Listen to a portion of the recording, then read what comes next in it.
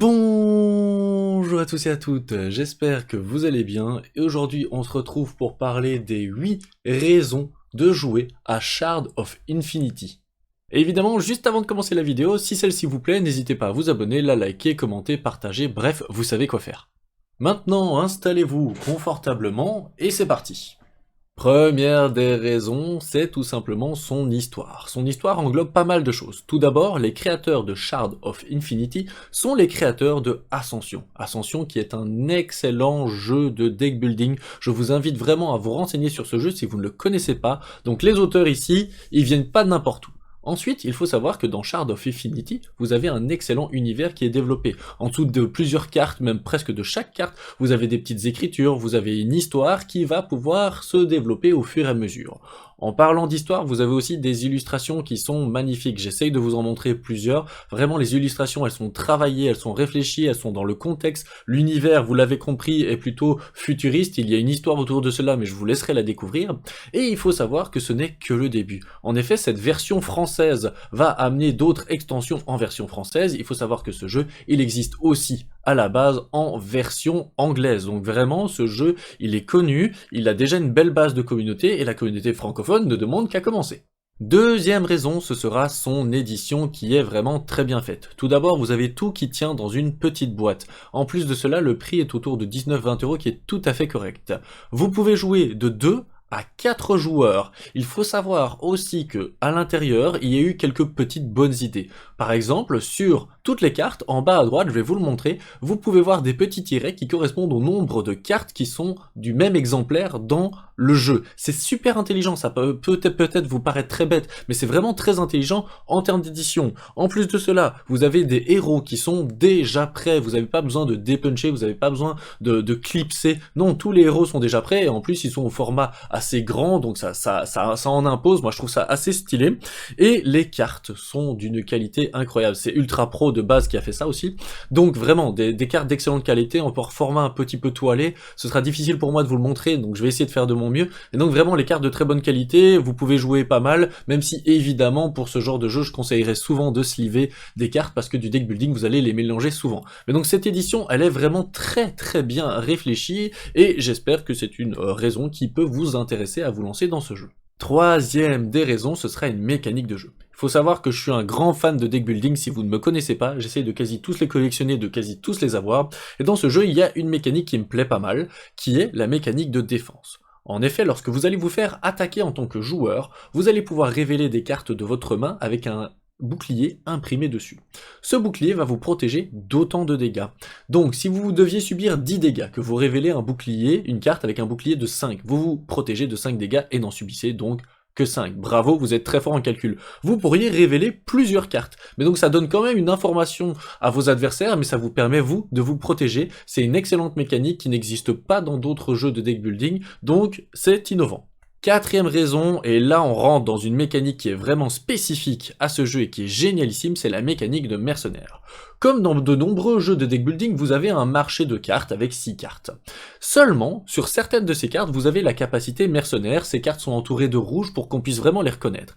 Lorsque vous allez payer le coût d'une carte, vous allez pouvoir décider de l'intégrer à votre deck, et donc la mettre dans votre défausse, ou alors l'engager en tant que mercenaire. Et donc vous prenez cette carte, vous la placez dans votre zone de jeu, donc vous la jouez directement, et ensuite, en fin de tour, elle ne va pas dans votre défausse, elle retourne en dessous de la réserve du deck commun. Donc en gros, vous ne la prenez pas à vous, vous engagez un mercenaire. Je trouve que le mot a été bien réfléchi et bien choisi. Cette mécanique, elle est dingue. Elle est dingue pourquoi? Parce que ça va vous permettre de faire pendant vos tours des combos que vous ne sauriez pas faire avec seulement les cartes dans votre main. Il y a des cartes qui vous demandent de jouer plusieurs cartes de différentes factions et vous êtes parti dans une seule et même faction. Ça va vous permettre aussi de ne pas remplir votre deck inutilement avec plein de cartes que vous devriez acheter. Donc vous engagez ce mercenaire, il est là pour ce tour-ci, puis après il vous embête plus dans le deck. Franchement, cette idée est génialissime, j'espère que j'ai réussi à vous l'expliquer correctement et à ce que vous la compreniez, parce que vraiment elle amène plein de choses, de stratégies à pouvoir mettre en place dans ce jeu, et ça le rend vraiment unique. Cinquième raison, je parlais de stratégie, eh bien tout peut gagner. Toutes les stratégies peuvent gagner. Il existe 4 factions dans ce jeu qui ont des styles différents, évidemment des styles un peu plus agressifs, des styles où vous gagnez un peu plus de ressources, d'autres où vous récupérez plutôt des points de vie, d'autres encore où vous piochez des cartes. Eh bien toutes les stratégies peuvent gagner, non seulement parce qu'elles sont bien équilibrées, donc c'est important dans un jeu deck building que ce soit bien équilibré, mais en plus de ça, je reviens avec la mécanique de mercenaire dont je viens de vous parler, eh bien ça vous permet de justement vous réadapter, c'est-à-dire que si vous partez sur une faction en particulier, vous allez quand même pouvoir acheter des cartes d'autres factions qui seraient nécessaires à un moment donné. Donc vraiment, toutes les stratégies peuvent gagner, et justement, on n'arrête pas d'en découvrir tous les jours. Sixième des raisons, c'est son accessibilité. C'est vraiment un excellent jeu pour commencer le deck building, et pourtant il est très profond, hein. Mais les règles s'expliquent extrêmement rapidement. Un tour de jeu aussi, vous jouez vos cartes, vous faites votre phase d'attaque, vous repiochez 5 cartes, vous mettez tout dans votre défausse, toutes les cartes que vous avez jouées. Point, à la ligne, c'est super simple, vous achetez des cartes, ces cartes ont des effets, lorsque vous les jouez, vous appliquez leur effet. Vraiment, franchement, je viens quasi de vous expliquer toutes les règles du jeu. Mais ça, c'est parce que je suis un fan de deck building, donc pour moi, c'est génialissime. En plus de ça, le comptage des dégâts, très facile, c'est très facile de calculer les dégâts, vous additionnez tout, vous les répartissez comme vous le souhaitez. Le placement des cartes, vous avez en fait une zone de jeu, votre deck, votre gros héros, point, à la ligne, c'est tout. Enfin non, il y a votre défausse aussi. Et le marché, mais c'est très très simple à mettre en place. Bref, ce jeu, il est accessible, et il mérite vraiment justement que vous vous concentriez sur ce jeu-là, pour le découvrir, pour découvrir le deck building, et en plus de ça, il est accessible, mais je l'ai déjà dit, mais j'ai envie de le redire quand même maintenant, il est profond, parce qu'il y a plein de stratégies que vous pouvez mettre en place, et je venais de le dire dans le précédent point, mais comme tout peut gagner, vous pouvez vous amuser avec tout le monde, et chaque partie sera vraiment unique, parce que vous n'allez pas faire la même stratégie, vu que le marché change à chaque fois. Septième raison, il existe une version en ligne. Et je trouve ça génialissime pour pouvoir jouer en cette période, à distance, à ce jeu. En plus, c'est une version qui est sur Steam, qui est de très bonne qualité, donc je vais vous montrer un petit peu à quoi elle ressemble évidemment là maintenant dans la vidéo. Mais donc vraiment, c'est super simple, c'est super intuitif, ça vous permet de découvrir le jeu, de vous amuser dessus, de rencontrer d'autres personnes. J'en profite pour faire un petit coucou à Vianney qui me vient de me l'offrir, parce que moi je l'avais dans une ancienne version, donc là j'ai la nouvelle version, merci à lui. Et on peut vraiment s'éclater sur ce jeu, il y a quelques petites animations, et il y a des extensions, les extensions vont être importées tout doucement dessus. Donc voilà, je trouve qu'une version en ligne dans un jeu de deck building, c'est super top. Moi, ça me permet vraiment de m'amuser dessus, parce que je trouve pas toujours des gens pour jouer avec moi autour de moi à l'heure actuelle. Vous comprendrez très bien pourquoi. Donc vraiment, cette version en ligne, je la trouve très chouette, très belle, et je vous invite à aller la découvrir aussi. Huitième point, et j'ai gardé peut-être le meilleur pour la fin, c'est l'Infinity Shard. Ben oui, le jeu il porte un nom incroyable, mais c'est qu'il a une mécanique aussi là derrière qui est très intéressante.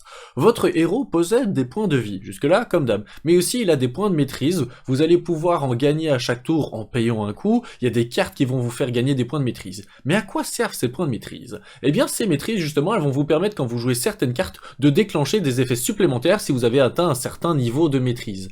Mais en plus de ça, si je vous parle de l'Infinity Shard, c'est qu'il y a quelque chose que je trouve super sympa. C'est qu'il y a une seule manière de gagner. La seule manière de gagner dans ce jeu, c'est de réduire les points de vie de votre adversaire à 0. Mais en fait, en soi, il y a deux manières d'y arriver. La première manière, ce sera la plus simple, c'est au fur et à mesure de la partie d'infliger un certain nombre de dégâts suffisants pour le mettre à 0. La deuxième manière de gagner, eh bien, c'est d'arriver à 30 points de maîtrise, c'est pas facile, et de jouer une carte qui est dans votre deck de base qui s'appelle l'Infinity Shard. Et lorsque vous jouez cette carte et que vous avez 30 de maîtrise, vous faites des dégâts infini, et donc vous gagnez automatiquement la partie. Je trouve que, encore une fois, c'est une mécanique qui est intéressante, qui est bien amenée dans ce jeu, ça porte son nom carrément, donc ça peut pas être une mauvaise mécanique en soi, et on reste sur le côté accessibilité dans le sens où la règle ne change pas, il faut juste réduire les points de vie de votre adversaire à 0. Sauf que là, vous avez des dégâts infinis, donc c'est bon. Point, il pourrait essayer de se protéger, ça fonctionnerait pas. Bref, la règle reste simple, et pourtant il y a une nouvelle mécanique à l'intérieur.